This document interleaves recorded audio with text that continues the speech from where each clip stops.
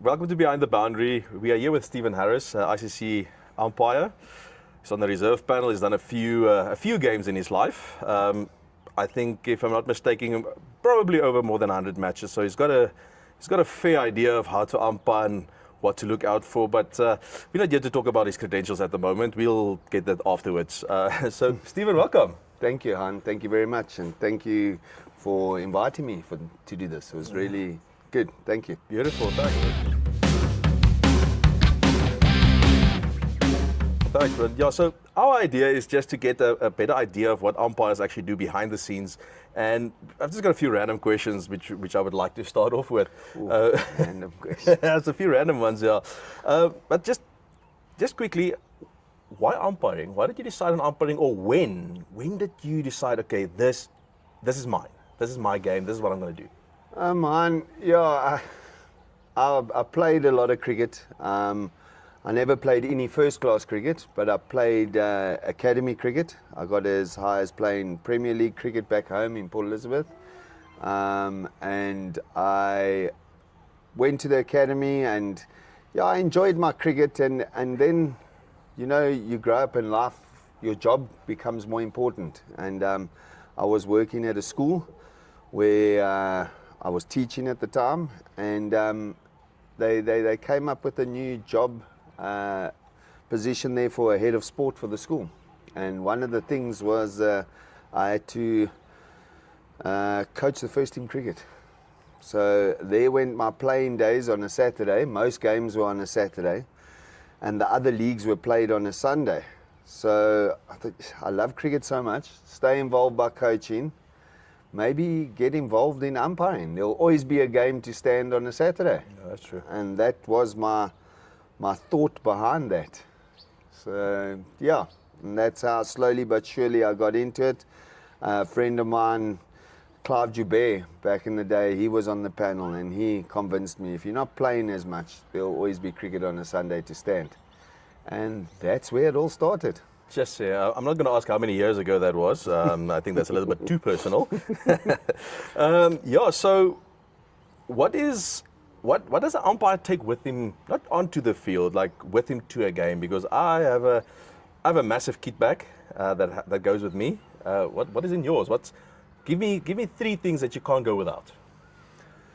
3 things I can't go without. Jeez.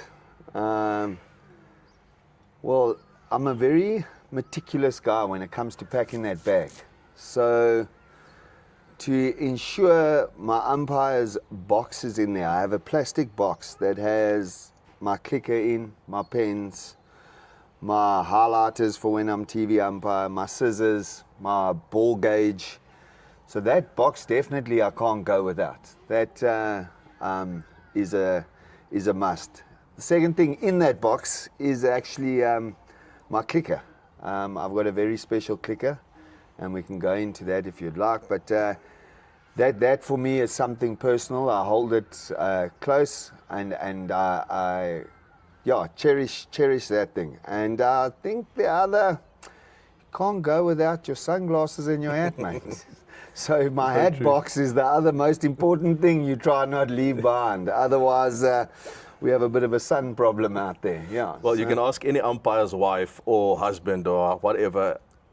The hat is gold. It's worth a lot.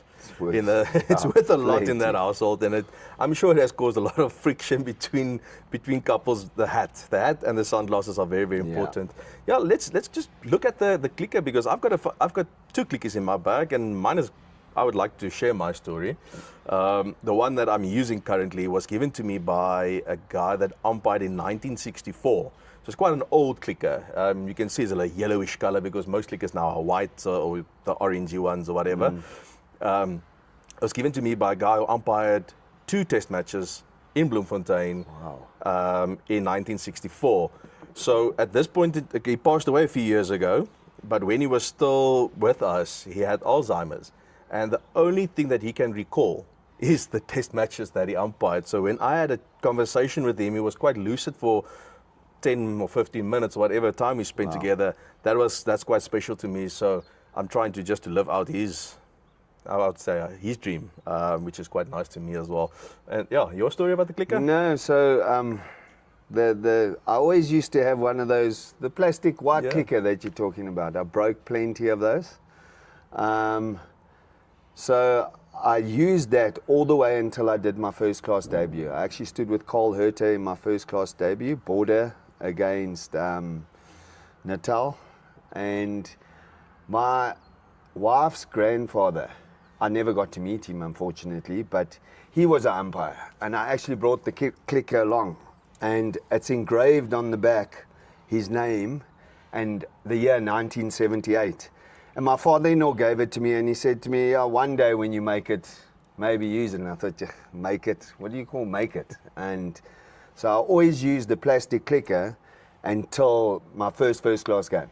And I've never not used this clicker in any, from my international games to my first class games, all 90 odd of the first class games I've done, I've always had this with me. So this is definitely something I can't go without when I'm umpiring. Oh, you see, this is a story we would like to get, and this is quite important to me and to most of us actually.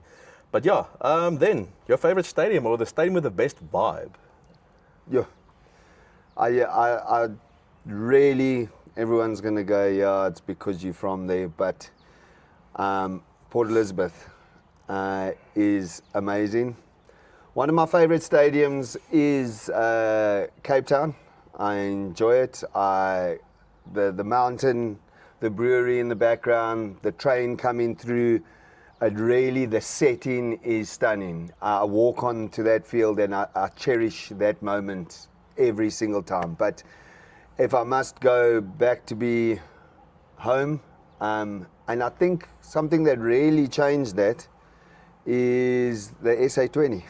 The vibe in that stadium, and with it being a little bit, I don't say smaller, I suppose it is smaller, but it feels like the spectators are on top of you. Yeah. The noise is real. The fans are crazy. The Orange Army, we all know about it, and they go crazy. So I think if you ask quite a few of our panel umpires at the moment, St. George's Park comes up as one of the most exciting places, especially in the SA20, to stand, and the vibe very good. Oh, well, the band also adds to that. 100%. The 100%. band. I remember my first ever international match I went to watch was India against South Africa, St. George's Park, and I sat not far away from the band, so it was quite a jolt. So I can imagine that. All right, so now we're going to a little bit more detail, a little bit more technical stuff, a few harder questions, if you don't mind. So, here's a thing that a lot of us has been talking about in recent years is, what is your mental routine between balls to stay 100% focused? Han, so I really try, and we're not allowed to say switch off anymore, hey? So we up and down. I really try to give myself a down moment by taking a step or two away from behind the stumps, but also still being aware of what's happening around me, because within umpiring we need to be on it all the time. But if you are totally in it, focused all the way, you'll burn out halfway through. So you need mechanisms that can just you step down and up again. And yes, I take a step two away. I'll try follow the ball around where it's going. Sometimes have a little look at my colleague just to get some eye contact that we're still together, just to take my focus off that exact delivery, and then bring myself back in. When I go behind the stumps, I have such a rigid routine. I've got markings where I set myself up, and I roll onto the balls of my feet, and then I down every ball, and then I know I'm ready. So what you say that the rolling of your feet is basically like a trigger movement for a batter would be? Yes, 100%, 100%. And to tell you honestly, I've been doing that all along, and I didn't know until there was time when through my coaches, that we were working on things that they showed me, and that subconsciously became my trigger movement to say, you're on now and you're ready. Yeah, you see, these are beautiful things that certain guys don't necessarily have, but we all have to have some sort of trigger to get yourself into that 100% focused mode. And like you said, that rolling of the feet, it's a beautiful example of that. I'm not going to go into the questions of like what happens when you know you made a mistake and how you go through that. That is plenty of those. Yeah, that's the only thing that we as umpires know is we are going to make a mess of a decision going down the line. We know that, but how we bounce back from that is quite important. 100%. There'll be a totally new video just on that specific point because that is an alarming thing and it's quite important. So I feel it needs to be taken out and we make one video of that. Does your communication with your partner play a big role and does it change from game to game or partner to partner? How would you put that up? Yeah, Han. So what I really try and do is ask my partner what they want from me. So every guy is different. We're all human beings, so we got different personalities, different needs, different wants. So obviously your standard routines of checking balls after extras are bowled or one for the over, there's all standardized body language that we use in signaling. But some guys want a little bit more, some guys want a little bit less. So I try to find out from my colleague exactly what they want from me, and vice versa, my colleagues would want one from me. But eye contact is the utmost of importance. Even if we're on ball 3 and we're not even, just a little look at each other every now and then, just that you supporting each other. You must remember it's the two of you against the rest of them out there. That's how everyone sees it. So just to have that support and that eye contact, non-verbal communication is so powerful as a cricket umpire. It speaks wonders. It does. It really does. Brings something to mind. The game that me and you umpired, my first T20 match. I can tell you now as a fact, the first 6 overs I was jittery. Not jittery, but I didn't feel my legs move. I was a little bit nervous, like you should be in my opinion. Otherwise you are not doing the correct, your processes won't be correct 100%. if you're not a little bit nervous. Nothing wrong with that, yeah. But then the communication that we had between us, not just before the game, but during the match, helped me a lot to settle into my rhythms, get back into the structures that I'm used to, the systems that I'm used to, and that really made it a lot easier. So you say, doesn't matter which match you umpire, that you have it's not about the match you umpire, it's about your colleague. Would you rather say that that's more important for you 100%. when it comes to communication or the type of match? 100%. No. In officiating a cricket match, it doesn't matter if you're doing a first team schools cricket match or I'm standing out there doing South Africa, Australia at Kingsmead. You've got to approach every game the same. You might be standing with someone that hasn't had that opportunity, that maybe you're mentoring them, but then you're mentoring them in the right standard and the right way of communication. Yeah. Ask them what they want, tell them what you need, and you guiding the way. But I approach every game the same. This game is like a game of golf.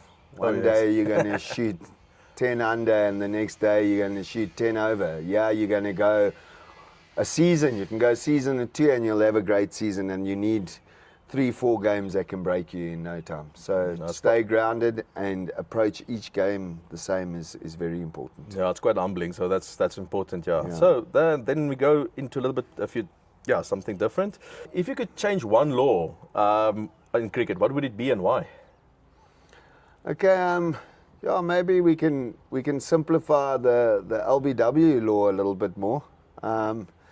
I think sometimes it could be the most controversial decision, I think, in cricket. And if I look at the DRS, a ball hitting the stumps or clipping the stumps goes with the umpire.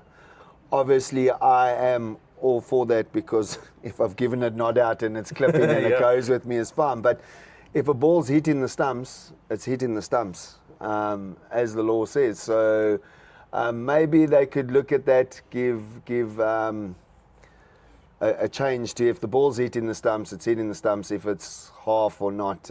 But yeah, it's very difficult. There's a lot of difficult laws that the public don't understand. I got asked a question the other day. They saw in the World Cup now, the lady got stumped, given out, and the bowler's end umpire still gave the wide. And they were like, but how does that happen? The person was out. And I had to explain that the wide still stands, you can be stumped off a wide ball. So there's a lot of in-depth intricacies, but yeah, maybe we could look at that one. Yeah, it's quite difficult to actually take something out or change something, because a lot of things have happened, and that's why the laws has been changed according to things that has happened. But yeah, and also at this point in time, DRS isn't 100% yet, so there needs to be some sort of leeway. But yeah, I said DRS. It's also my opinion. DRS makes things a little bit difficult for people to understand. Yeah, they do. I agree with you. But as an umpire, I really, really enjoy it because the error, if there is an error, you haven't influenced the outcome of the game. True. So that's why I really enjoy umpiring DRS games, because if you've made the error, it's rectified and the game carries on. There we go. And the players have the opportunity to review that. Yeah. So I really enjoy the DRS system because you're not influencing the outcome of the game. That's true. And you know, the blunders, the shockers, they go out. Completely, and yes. I think, to be honest, because it's standardized over every format, nobody complains about it, because everybody knows exactly what's supposed to be happening, Yes. which makes it a lot easier. All right, then a few lighter things. What is the funniest thing you've ever experienced on a cricket field? On or off, it doesn't really matter, but I would like if you can maybe discuss something that happened on the field that you still today remember, and it was quite... Yeah, there are a few things. Personally, forgetting, and like I said, I'm a meticulous oak that packs bags and does whatever, but it's going to happen to you somewhere along the line, and if it hasn't, it's coming, I promise. But leaving my pants behind for a game, and thank goodness the hotel wasn't too far, and I won't mention names, but my colleague, he was very good in assisting me in this, because today the match referee of that game still doesn't know that I left, fetched my pants, and I came back. It was still when we had to wear jeans to the venue, and then we changed into that. Obviously, since has changed, you wear your black trousers now too. I'm sure that's the reason why it changed. Yeah.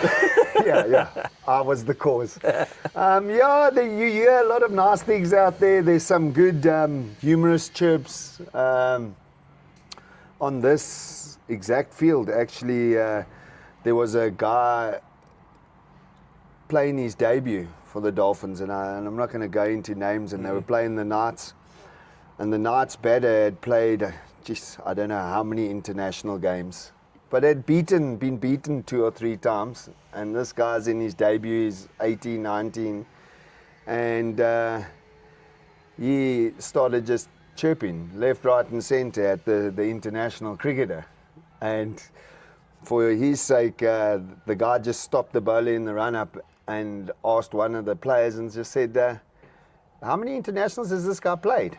And no one knew what to say. You heard little chirpery, like laughter.